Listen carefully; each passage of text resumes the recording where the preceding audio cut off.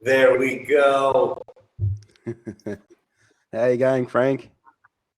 Hey, we're good. We're doing good, bro. So we are recording live on Periscope right over here, and we are recording live on Huzzah. So people are going to be jumping in and out. How's everything going in Australia? Fantastic, man. Fantastic. How are you? I'm doing great, man. I'm doing great. I'm here in the Philippines, Mabuhay. I know it's late morning for you, right?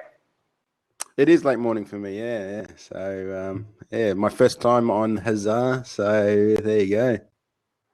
Awesome.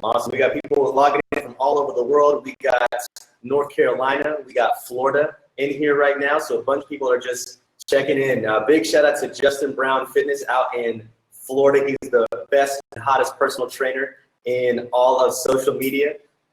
He's definitely a hilarious guy. So today, guys, I have a wonderful guest for you. This is Alan Dibb, and Alan, I found Alan just, cruising around. Part of my job is to find global gems out there who are giving out knowledge, dropping diamonds across the internet. And Alan's just one of those guys. His content is insanely full of fire. And the more fire that he puts out into the marketplace, he just keeps getting bigger and bigger. He is the Success-Wise founder, and he really focuses on marketing and systems, which I absolutely love. It's right up my alley, totally my jam. And he helps people transition from the self-employed to the entrepreneur. So if you guys are watching this live, go ahead and share this out. Go ahead and invite your followers. And let's go ahead and have an awesome session with my really good friend, Alan Dibb. Alan, and tell everybody a little bit about yourself, kind of, what you do now, where you live, what life is like for you. Sure. Look, I live in Melbourne, Australia, as you mentioned. So it's all good. I'm basically recently came out with the best-selling book, the one-page marketing plan. So that's been a huge success. So it just keeps booming in the charts on Amazon. I had a look this morning. We're at the number 300 in the entire Amazon store. So that's been huge for us. So it's been really good. So doing coaching and consulting, helping small business owners basically with exactly as you said, with their systems and with their marketing. They're the two things that we help business owners with. That's amazing. So what made you get started in this world of marketing and systems and just making things easy? Where were you at before you kind of got this whole system things figured out? Because I find a lot of people, they are in that category where they're self-employed and they're not yet truly entrepreneurs because they're so busy working in their business on the day-to-day that they can't really strategically grow their business. So chat about that a little bit. Yeah, look, so I was basically a dead broke IT geek many years ago. We're good at what I did, but just making no money. And I thought, if you have a good product, then people will buy, which was definitely not the case. So to have a good product, but that people only know about that after they've bought, not before they've bought. So really, that took me on a journey on learning marketing and business systems. We ended up growing that business nationally and selling out for more money than I'd seen ever in my life. Did it again with another telecom business, and we went from 0 to 4 years later being ranked as one of the top 100 fastest growing companies in the country. So that was really good. Again, exited that business. So now I'm in business number 3, where I'm basically helping small business owners do the same stuff, helping them with their marketing and helping them with their business systems. One thing that you dropped right there's a diamond that he dropped in there, everybody in the Talent Tribe. And he said that he built up a tech company and he sold it for more money because he had systems in place. I want to repeat that for you guys. You can sell companies for more than what you put in or more than what they're quote unquote worth if you can make it easy for somebody to just step in and own the business. And he had his business on autopilot where he was able to walk away, go on vacation, maybe go, let's say, God forbid, but let's say you had some health issue and you had to be in the hospital for some kind of treatment for, 3 to 6 months or something like that happened, and you had to take time off for yourself. You could do that because your business had systems. Your business had operations. and you had a process of that. So there's a lot of people who are just so focused on their day-to-day. They're trying to make payroll maybe. They're trying to pay their rent, pay their lights, just kind of make it as an entrepreneur. And their income and their revenue is unpredictable. It's just like all over the place. They'll have a great month and they'll stack up all this work, and then they do the work and their sales go down. And now they're stuck in this place where they're living paycheck to paycheck or contract to contract. How would you advise somebody who's operating at that level? Sure. So we basically talk about business systems. Getting a bit of an echo there, but I don't know. Anyway, yeah. So basically, we talk to people about business systems, but business systems basically a fancy word for checklists. So basically, as you said, Frank, if you were going to be laid up in hospital for 3 to 6 months and you had to keep running your business, and you had to hand over to someone, you need something to hand over. So if you hand over checklists saying, okay, this is how we do our payroll, this is how we do our product delivery, this is how we package things up. So a checklist, first we do this, then we do that, then we do that. So checklists are easy for people to follow.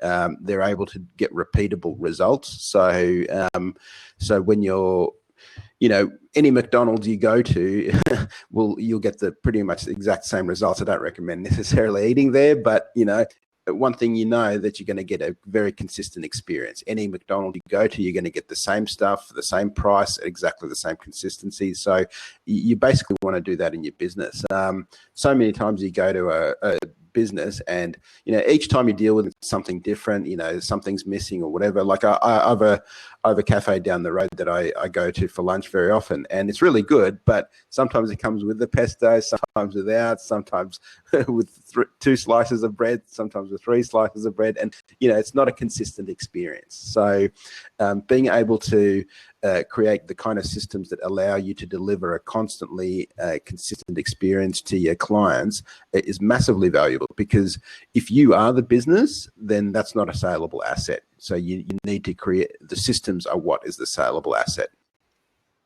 I absolutely love that. And a lot of people hear this, are like, I need systems. I need systems. What do systems actually look like? Are they on paper? Are they on a DVD? Are they on a CD? Are they on a PowerPoint presentation? What do systems typically look like? Sure. Look, my advice would be do what works for you. What worked for us was an operations manual in a wiki form. So we used something as simple as like Google Sites, but you can use you can use just a Microsoft Word document as simple as that, or you can have a handwritten checklist. Who cares really, as long as you have the process down, and as long as that's something that you'll actually use and is actionable. So the actual technology that you use is pretty irrelevant. It's just important that you have checklists that people follow, and then you combine all of those checklists together, and that's called an operations manual. So an operations manual is something that you would hand over and say, if you hired a general manager or someone to manage your business, and you say, this is how we do it here. So this is how we answer the phone. This is how we dress. This is how we make sales. This is how we follow up prospects. So if you have checklists for all of those, they make up your overall operations manual. Great stuff. So let's switch gears a little bit. And you got the operations on point. You got the systems around there. Let's get started. So the place where I suggest people get started is, your bottlenecks. And you love talking about bottlenecks. I love reading your blog posts about bottlenecks. You got some great content. Please make sure to check out Alan's content. Just the mindset that he's in and the way he perceives business is a way that all sophisticated entrepreneurs should truly approach the marketplace and their operations day to day and long term. So Alan, can you talk a little bit about bottlenecks in businesses? Sure. So often, and because entrepreneurs, we're A-type personalities, we try to be in control of everything. We're trying to be the go-to guy, and if something needs to be done, we just roll up our sleeves and just go get it done. So that creates a bottleneck, because there's only one of you, and there's only 24 hours in a day. And once you're at full capacity, that's it. That puts a lid on your ability to scale, and it's just a bottleneck in your business. Like if Richard Branson had to do everything himself, he'd never be able to have the 100 different businesses that he has. So he's at the top. He has chiefs below him, and the chiefs have people below them, and you know, and I know we're talking about people who maybe currently just getting started or whatever, but still having the mindset that, okay, I'm still going to build the systems that I need for when I'm able to scale, so that allow me to scale. So if you have to do everything yourself, from customer service and all of that sort of stuff, it's going to limit your scalability. So, and I know, Frank, you're big on outsourcing, and outsourcing is great, but it's a second step after you've built your systems, because even if you hire an army of people to outsource to, if they're just sitting around, they don't know what to do or how to help, then that's not going to be any help either. That's mad diamonds. I hope you guys pick that up. So I'm all about outsourcing, and then this is something that everybody who in my tribe, the talent tribe, is a tribe leader. They want to have a tribe of their own, and this is where you have to notice where you have gaps in your content, and where I have gaps in my content is in the systems. Because I focus so heavily on outsourcing, it is my duty to bring people like Alan out in, down under in Australia and say, hey, school my peeps on how to get systems in place, because they desperately need this. Because I can find people virtual assistants all day, but just like you said, they got to have a game plan. You got to be able to work with them. And you said something in one of your posts or an email or something like that. Maybe it was even in your book. It was like, systems are a series of checklists. And I was just like so simplified. It's just like, okay, break that down, because to me it makes total sense. It makes absolute total sense. But for somebody who's listening to that for the first time, they might be like, what? What does that even mean? How are systems a series of checklists? Break that down. Yep. So basically, you want to break down everything in your business to the different roles that you've got. So you might have someone who, again, even if you're alone currently and you're doing everything, there's still different roles that you're doing. So if you were 10 times bigger, you'd have someone in accounts maybe taking care of accounts. You'd have someone in sales taking care of sales. You'd have someone in marketing taking care of the marketing and lead generation. You'd have someone in fulfillment so these are all different roles. Then once you've identified the different roles in your business, and usually there's about 4 major roles, like you'd say the admin, you'd say the marketing, the product delivery, and then the sales. So they're probably the 4 major roles. And then, I mean, you can split them up even further. But once you've identified the different roles in your business, then you can start saying, okay, the sales guys, these are their checklists. So for example, let's say you have your sales guys following up a lead. So how do they follow up a lead? Do they just pick up the phone and say any random kind of thing? So you'd have a series of checklists. So you would say, okay, well, give them a call and follow this script.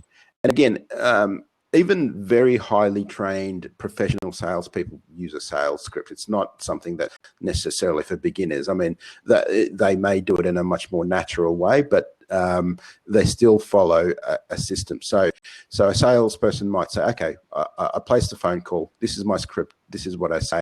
These are the sort of objections I might get, and these are the sort of responses. So you might have that. In fulfillment, you might say, okay, so when we get an order, we pick it, then we package it in a certain way to make sure it doesn't get damaged. Then we make sure it gets out through UPS the same day or whatever. And that's a checklist. And there might be a series of checklists. So fulfillment might be getting returns. So how do we process returns? That's a checklist as well. So each role has multiple checklists that they follow for different processes that they do within their role.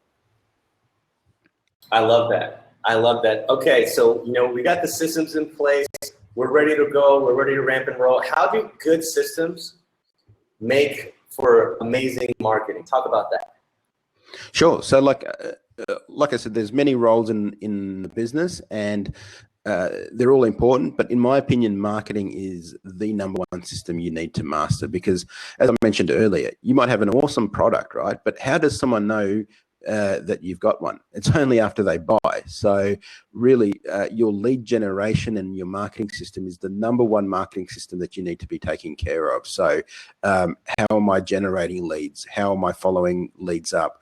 What's my conversion funnel? So all of those sort of things. So having a well thought out marketing funnel. A lot of people just slap up a Facebook ad to a landing page, or maybe put an ad in a newspaper or whatever. It's not well thought out. It's kind of like call us now, or visit our webpage or whatever. It's not a well thought out marketing system. A good marketing system is thought out many, many steps in advance. So what do you do to generate interest? What kind of copy do you have?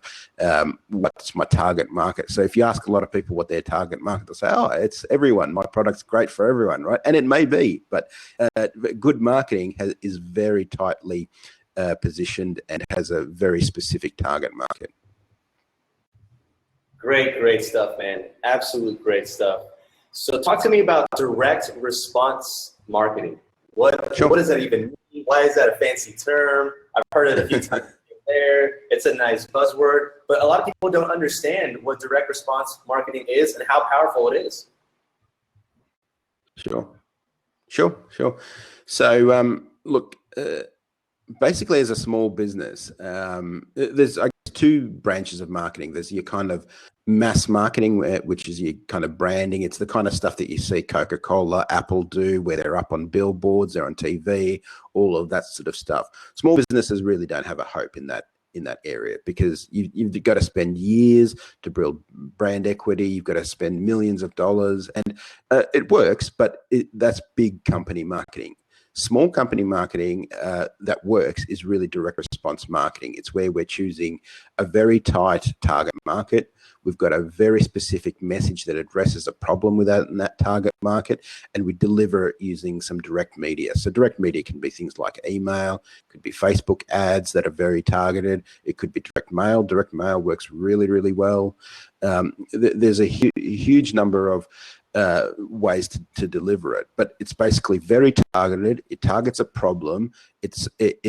And it elicits a response. So that's why it's called direct response marketing. So it's not just about getting your name out there, getting your brand out there. We want the people to respond, and the response might be something as simple as them opting in onto your list or buying from you, whatever it is. But we're wanting to be able to get a response, because we want to be able to measure the success of a marketing campaign. Like if when Coca-Cola puts a billboard up, they don't know how many people bought Coca-Colas by driving past that billboard, right? So it's just a branding exercise, right? So we want to know, okay, if we spent 10 grand on advertising, that we got 25 grand back or something like that. So that you can only do that when you're tracking responses, and that's done with direct response marketing. Great stuff. And I like how you made that difference right there, because Coca-Cola spending 10 grand a month for a billboard somewhere, in a major city on a major highway, it isn't directly going to make them sales. Like, you can't say, hey, we sold 2 dozen Coca-Cola bottles because of this one billboard. They can just say, okay, exactly. We are now just more aware of Coca-Cola and that brand, and that's good. That's great for people who are personal brands or building up a business. Maybe you should spend some Facebook ads or some Twitter ads or some Pinterest ads or Instagram ads, just to get people to like your page, follow you, just so you can get in front of them and say, hey guys, I'm offering value in this particular way.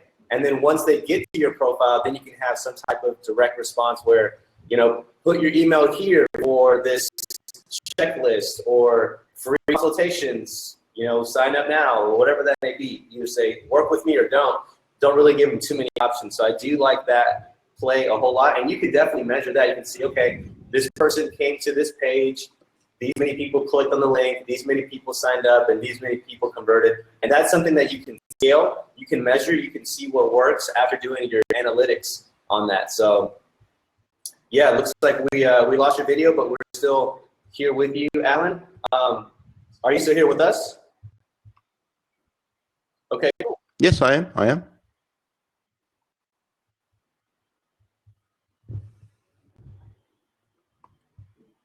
We lost you again, Alan. Okay. All right, we're back. Okay, cool. We're cool. All right, cool. So Alan, this has been very, very helpful for everybody who is trying to build up systems. If they want to get next to you, if they want to get into your inner circle, what's the best way to do that?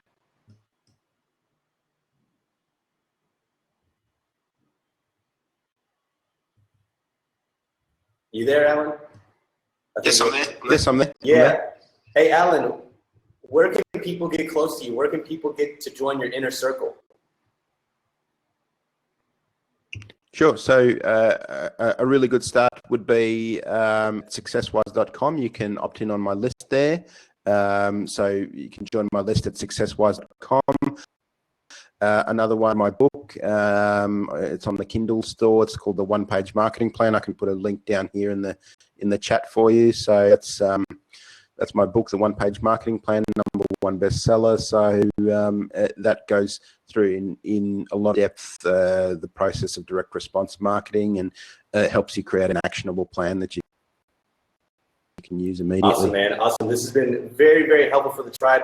Thank you for coming on to help me serve the tribe. And we will talk to you later, Alan. Have a great day. All right, man. Pleasure. Bye. Thanks, Frank.